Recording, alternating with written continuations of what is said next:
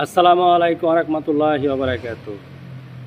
আশা করি সকল মানুষ আল্লাহর রহমতে সকল স্তরের মানুষেরা ভালো আছেন। আল্লাহ তাআলা যেন ভালো রাখে, ভালো থাকবেন। আমি অনলাইনের মাধ্যমে দুটো কথা বলতেছি আপনাদের মাঝে। আমি প্রবাসী রাজু। আপনারা হয়তো আমার ফেসটা দেখছেন বা আমার চিনেন, যারা হয়তো আমার ভিডিওগুলো দেখেন। তো ওই মানুষগুলোর প্রতি আমার একটা দাবি রয়ে যাইব, একটা দাবি দেওয়া যায়। আমি যদি মারা যাই, আমি প্রবাসী মালয়েশিয়াতে থাকি, আমাকে হেল্প করবেন। আমি মরার পর আমাকে হেল্প করবেন। আমার লাশ আমার বাবা মার হাতে যদি মারা যায় কোনো কারণে, আল্লাহ কখন কার মরণ দেয় বলা যায় না। আজকেও আমার গ্রামের একজন ভালো মানুষ মারা গেছে, হঠাৎ করে বুক ব্যথা ওইটা মারা গেছে। বাদল নামের একজন ছেলে, আমাদেরই ফ্যামিলির ভাই, পাড়া প্রতিবেশী আর কি। তো মারা গেছে। তো মরণ সবার জন্যই নির্ধারিত, মরতে হবে, কেউ আগে কেউ পরে, কখন মারা যায় কেউ জানে না।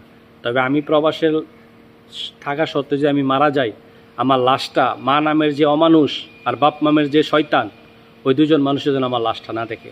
আপনাদের কাছে অনুরোধ, আমি 18 বছর প্রবাস লাইফ আমার, তারপরে আমি বলতেছি আপনাদের কাছে যে আমার লাশটা যেন আমার ফ্যামিলির কেউ না দেখে, আমার ওয়াইফ ছাড়া, আমার সন্তান ছাড়া, বা আমার ফ্যামিলির আমরা 4 ভাই, 4জন হইল সৎ ভাই, আর 2জন হইল সৎ বোন, 6 জন। আর আমি আর আমার এক ছোট ভাই, আমরা 2 জন, আর আমার 2 বোন, 4 জন আমরা। আর সবার মাঝে যেন আমার ফ্যামিলির ভাই বোনগুলো যেন আমার না দেখে, দেখলো লাশ দেখালো আমার বড় আপারে যেন দেখা, যে কেননা ওর ভিতরে নাই, ভেজাল নাই, গরিব সাধারণ বোকাশোকা মানুষ, ওই মানুষটাই আমার লাশটা দেখবো, আর না ওই কাউরে না, আমার লাশটা কাউরে দেখাবেন আপনারা। তো ভালো থাকবেন ভাইয়েরা, আপনাদের কাছে আমার অনুরোধ আর আবদার, আপনাদের কাছে কথাটা বললে গেলাম।